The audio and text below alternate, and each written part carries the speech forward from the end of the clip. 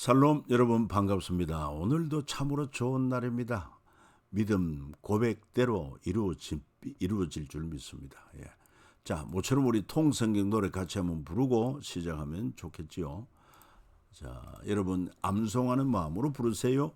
하나님의 마음 열방을 향한 꿈 만나 세대 신앙 개성 천년 모범 마음과 지혜 사랑해 줄 사명해 줄 절망 앞에선 희망 징계 희망의 디딤돌 재그은 공동체 어떻게 와 이렇게 사이 기쁨이 한 탄생 한 영혼 사랑 용서를 향한 열정 영광과 평화로의 초대 열리는 제자 시대 경계를 넘어선 복음의 확장 준비된 멸류가 남겨진 부탁 선한 싸움을 위한 편지 미리 받은 승리의 노래.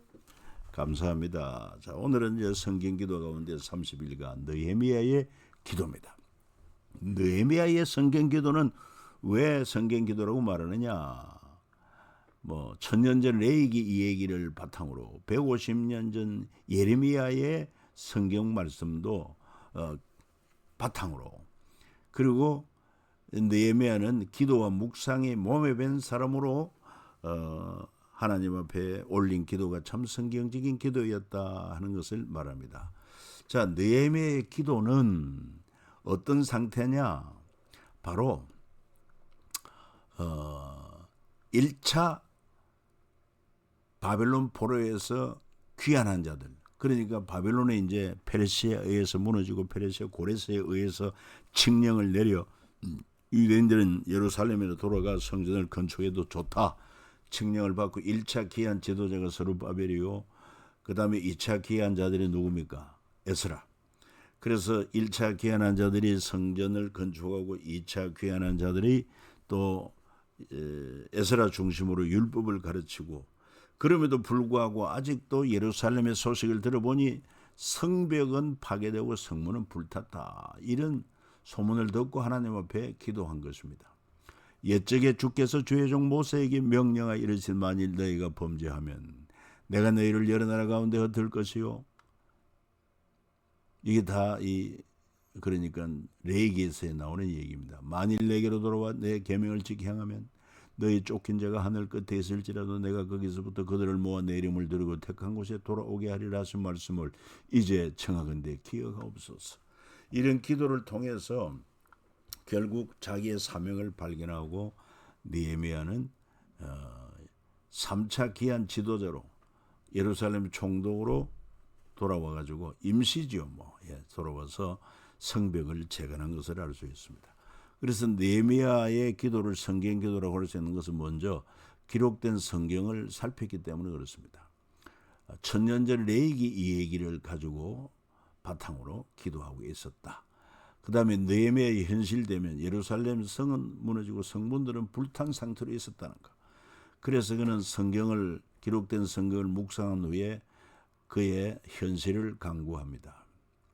즉 돌아오게 하리라 하신 말씀을 이제 청하건대 기억하옵소서. 이 성경 기도의 응답을 받아서 성벽을 재건하는 사명을 감당하고 그리고 하나님께 영광 돌리는 것은 예루살렘의 부녀자들과 아이들의 웃음소리로 하나님 앞에 기쁨이 되었다. 하나님께 영광이 돌아간 거죠. 자, 먼저 좀 구체적으로 살펴볼 때 기록된 성경 공부는 그의 기도 가운데 옛적에 천년 전 레위기 이야기입니다. 주께서 명하신 계명과 율례의 법도를 지키지 아니하였나이다.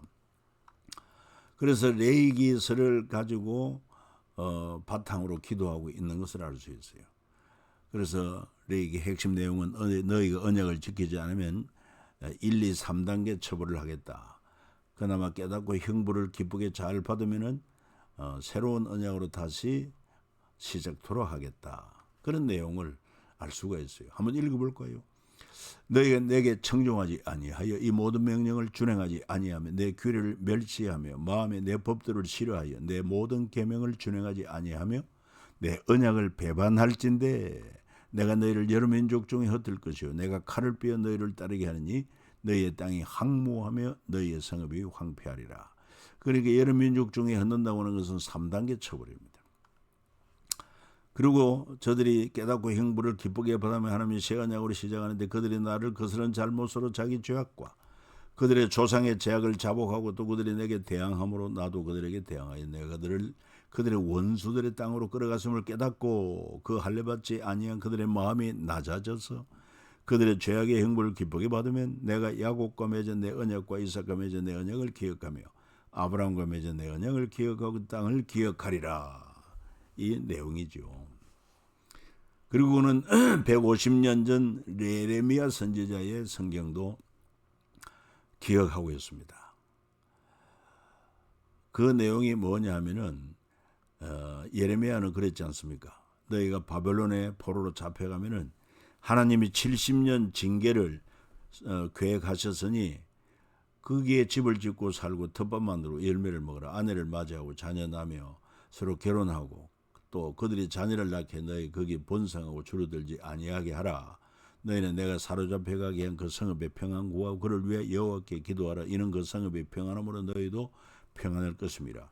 쉽게 바로 돌아오지 않고 70년 동안 포로가 될 것을 말씀하고 있기 때문에 그렇습니다. 그리고 그대로 성취가 되어서 결국 바벨론의 예루살렘 성이 함락되고 포로로 잡혀가고 죽임 당한 자들이 있고 한 그 거리를 예레미야는 직접 눈으로 보았습니다. 그래서 슬프다 이 성이여 전에는 사람들이 많더니 이제는 어찌 그리 적막하게 앉았느냐. 전에는 열국 중에 크던 자가 이제는 갑옷같이 되었고 전에는 열방 중에 공주였던 자가 이제는 강제 노동을 하는 자가 되었도다. 이렇게 바벨론의 포로로 잡혀갔지만 하나님의 때가 되니까 이제 바벨론은 페르시아에 의해서 망하고 페르시아의 고레스가 하나님의 성령의 감동을 받아서 유대인들에게 1차 귀환 명령을 내립니다. 귀환 명령. 1차 귀환 자는 스룹바벨이 지도자로 돌아와서 성전을 재건한 이 얘기, 80년 전 이야기입니다. 그리고 2차로 에스라가 지도자로 귀환해가지고 율법을 연구하고 준행하며 율례오 이스라엘에게 가르치로 결심한 대로 율법 교육을 했습니다. 이런 역사를 알고 있다 이 말이요. 그 다음에 느헤미야의 현실을 대면하고 기도합니다. 현실은 뭡니까? 바로 예루살렘에서 온 소식을 들어보니까 성전은 건축되었고 율법도 교육이 되었지만 아직도 예루살렘 성은 허물어져 있고 성문들은 불탄 상태로 있다는 것입니다. 그 소식을 들었어요. 그래서 이 예루살렘 성 무너짐에 대해서는 예레미야가 예언을 한 그대로 예레미야는 직접 예루살렘의 함락과 예루살렘 성이 무너지고 성전이 불타고 성읍이 불탄 것을 보았지 않습니까? 그러나 그때 그런 절망적인 상황 가운데서도 하나님께 소망을 품고 극상품 무화과 열매가 맺힐 것을 그는 기도했던 대로 예레미야로부터 150년 후에 에스겔은 물론 뭡니까? 에스겔은 예레미야로부터 멀리 떨어진 시대가 아니고 거의 동시대 사람이었죠. 바벨론 포로로 잡혀가서 예언을 활동했고, 그로부터 150년 후 에서드가 일어나서 왕비가 되고, 아수에르 왕이 왕비가 되었고, 그 민족을 구원해내죠. 그 덕으로 말미암아 느헤미야 같은 스룹바벨 에스라 느헤미야 같은 이런 극상품 무화과 열매가 맺어져서 예레미야 때 무너진 성벽이 느헤미야 때 예루살렘 성이 재건되었다. 성벽이 재건되었다. 자, 성경 묵상 후 느헤미야의 현실 강구하기. 그의 기도 가운데 돌아오게 하리라 하신 말씀을 이제 장하는데 기억하옵소서. 바로 천년을 담은 기도문이다. 결코 중언부언이 아니다 하는 내용입니다. 자, 예루살렘으로부터 들은 소식 이 말을 듣고 앉아서 울고 수일 동안 슬퍼하며 하늘의 하나님 앞에 금식하고 기도했다. 그러니까 예루살렘 성벽은 그대로 무너져 있고 성문은 불탄 상태다. 그래서 참 하나님을 사랑하고 예루살렘, 하나님이 약속하신 땅 그 예루살렘을 사모함으로 어찌하여 하나님의 약속의 땅이 그 성전이 있는 그 성벽이 무너진 상태로 있을 수 있느냐. 수일 동안 슬퍼하고 하나님 앞에 금식하며 기도합니다. 그건 바로 자기 죄악과 그들 조상의 죄악을 자복하고, 이게 바른 자세죠. 누구 때문이 아니라 내 자신의 죄악을 먼저 살피고 그 다음에 우리 조상들의 죄악 또 민족의 죄악을 하나님 앞에 고백하는 것이 중요합니다. 그러면서 또 하나님이 약속하신 대로 그들의 죄악의 형벌을 기쁘게 받으면 내가 야곱과 맺은 내 언약, 이삭과 맺은 언약을 기억, 아브라함과 맺은 내 언약을 기억, 그 땅을 기억하리라 하셨지 않습니까? 만일 내게로 돌아와 내 계명을 지켜 행하면 너 쫓긴 자가 하늘 끝에 있을지라도 내가 거기서부터 그들을 모아 내 이름을 들고 택한 곳에 돌아오게 하리라 하신 말씀을 정확한데 기억없어서 이 천년 전에 하나님의 약속의 말씀을 기억하고 느헤미야는 현재 지금 그렇게 기도하고 있다 이 말이에요. 그리고 주여 구하오니 귀를 기울이사 종의 기도와 주의 이름을 경외하게 기뻐하는 종들의 기도를 들으시고, 그리고는 그 당시 느헤미야는 왕의 술 맡은 관원이 있는데 하나님께서 은혜를 베푸시니까 이제 이런 역사가 일어나죠. 왕이 내게 이르시되 네가 병의 여건을 어째 얼굴에 수심이 있느냐. 참 이거 보통 큰 사건이 아닙니다. 이는 필연 네 마음에 근심이 있음이로다. 혹시 왕을 독살하기 위한 그런 불안의 상태가 나타날 수 있는 현상입니다. 그때 내가 크게 두려워하여 왕께 대답하되 왕은 만세수를 하옵소서. 내 조상들의 묘실이 있는 성읍이 이제까지 황폐하고 성문이 불타사오니 내가 어찌 얼굴에 수심이 없사오리까 하니 왕이 내게 이르시되 그러면 네가 무엇을 원하느냐 하시기로 내가 곧 하늘의 하나님께 묵도하고 왕에게 하려되 왕이 만일 좋게 여기시고 종이 왕의 목전에서 은혜를 얻어사오면 나를 유다 땅 나의 조상들의 묘실이 있는 성읍에 보내 그 성을 건축하게 하옵소서 하였는데, 여러분 그렇습니다. 정말 이 느헤미야는 살아있는 믿음을 가진 사람이에요. 그 예루살렘의 소식을 들은 즉 성전 건축은 되었으나 또 에스라에 의해서 율법도 교육이 되고 있으나 아직도 예루살렘 성벽이 무너진 상태로 성문은 불탄 상태로 있다는 그런 안타까운 소식을 접하고 그는 울며 금식하며 기도하고 그리고는 행동을 하게 되는 걸 알 수 있습니다.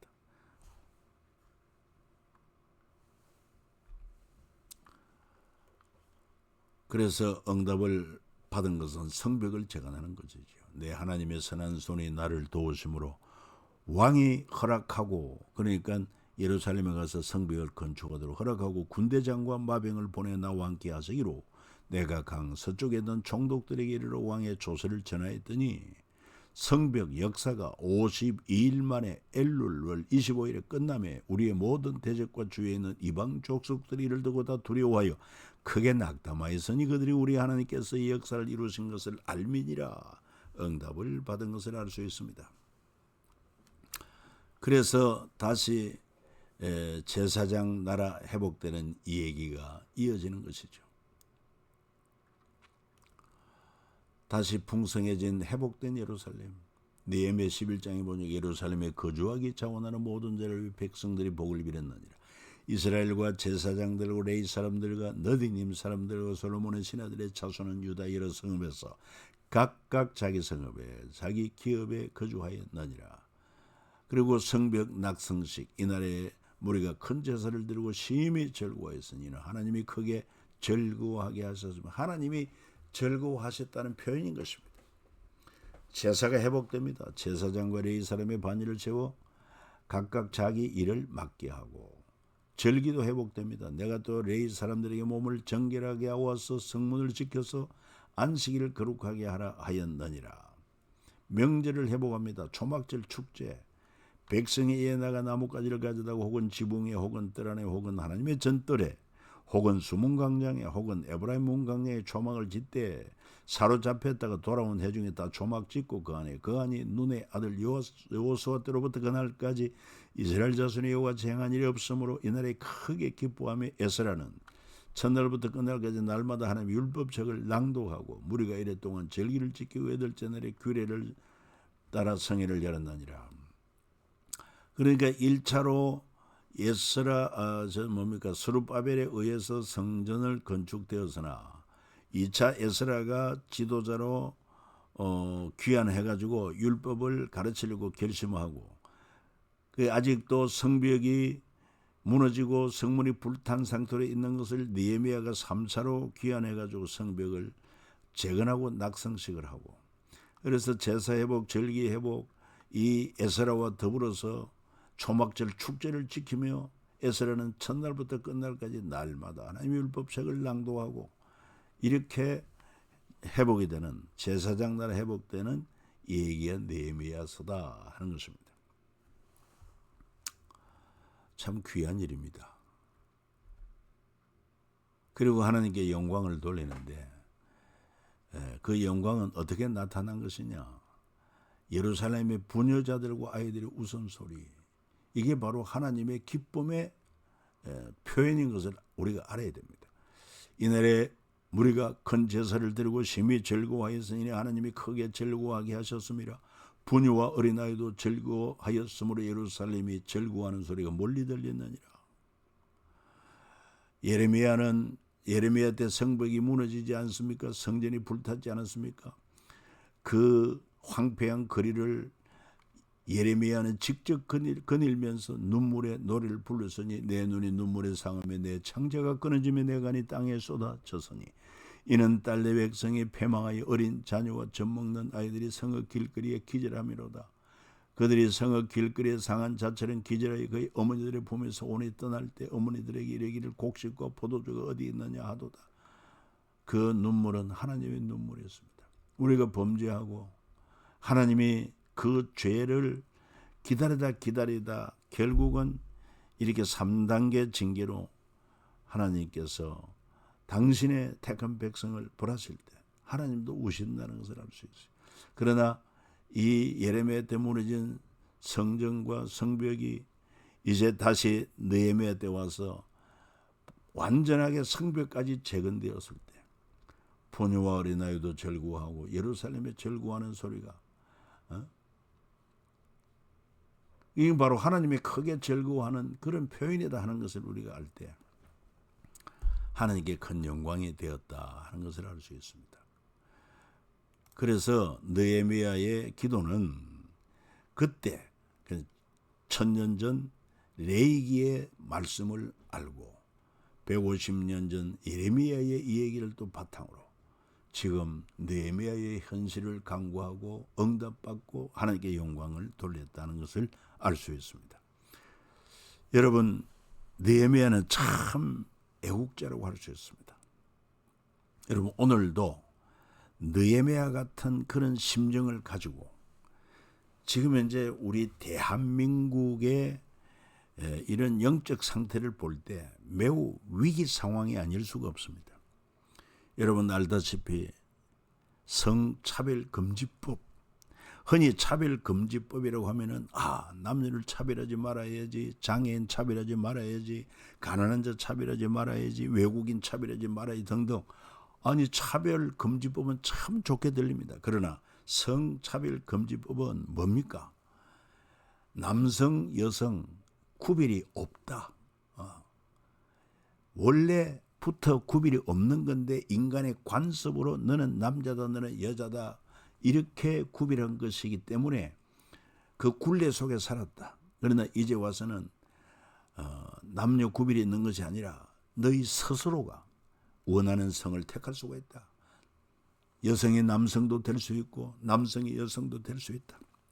그리고 성은 남자와 여자 성뿐만 아니라 다양한 46가지의 성이 있다. 그리고 또 뿐만 아니라 뭡니까? 동성애도 할 수 있다. 동성애들을 차별하지 마라. 그것도 자유다. 원래부터 성에 구별이 없는데 왜 동성애라고 차별하느냐? 여러분,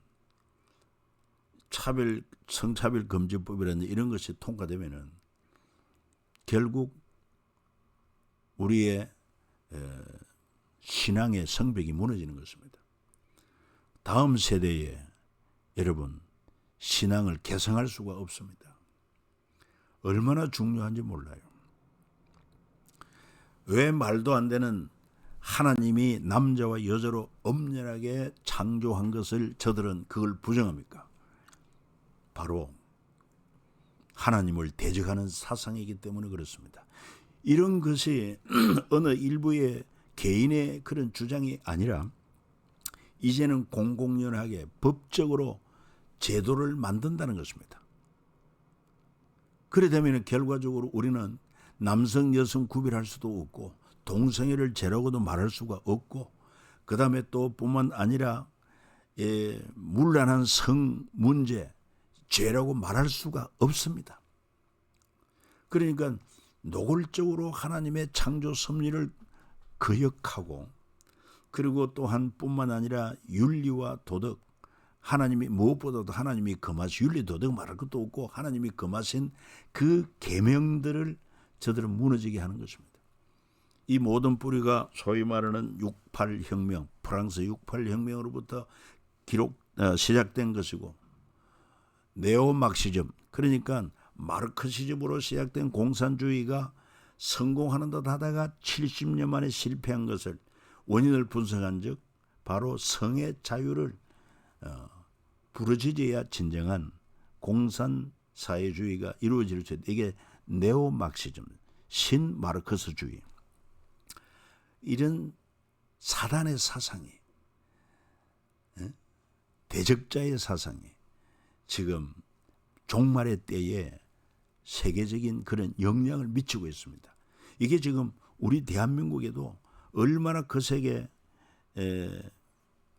거세 물결처럼 밀려 들어와서 그래서 국회에서 이걸 법으로 만들려고 할 때 얼마나 우리가 지금까지 반대해 왔습니까?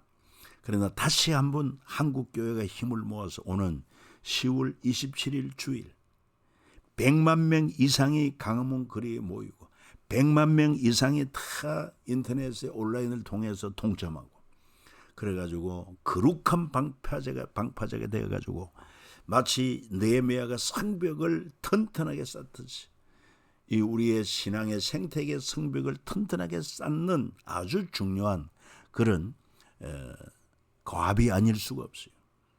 그래서 이 일에 우리 같이 뜻을 모아야 됩니다. 기도하며 함께 모여야 됩니다.